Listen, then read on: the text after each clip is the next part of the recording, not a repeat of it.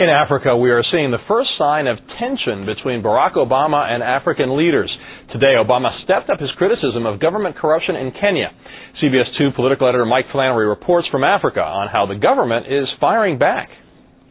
A surprise raid that seized and burned copies of Kenya's oldest newspaper, The Standard, still prompts journalists there to call last March 2nd the darkest day in the more than 100 years the paper's been published. For us as an institution, I think it was the lowest point in the history of this newspaper.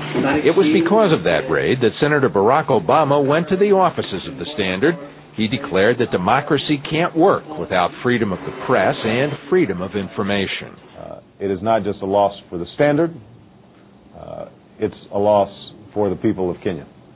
And so my hope is that this was one episode that won't be repeated.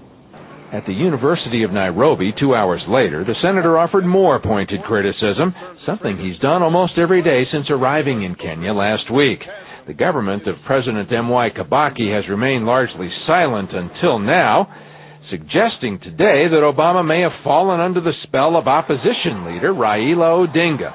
A potential presidential candidate himself, Odinga's been at Obama's elbow here fairly often and is a member of the Obama family's Luo tribe.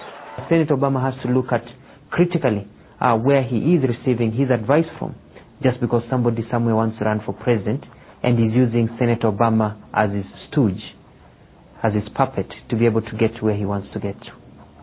Stung by Obama's continuing criticism of corruption in Kenya, government spokesman Alfred Mutua placed an ad in several Monday morning newspapers. He reasserted that no bribe money was extorted from CBS 2 News during a customs dispute at the Nairobi airport that has now been widely publicized in this country, calling it instead a case of miscommunication. The $840 was returned to us after Obama complained. Mutua said it was legitimate customs duties, but he could not explain why we were charged double the maximum amount allowed under Kenyan law. In Nairobi, Mike Flannery, CBS 2 News.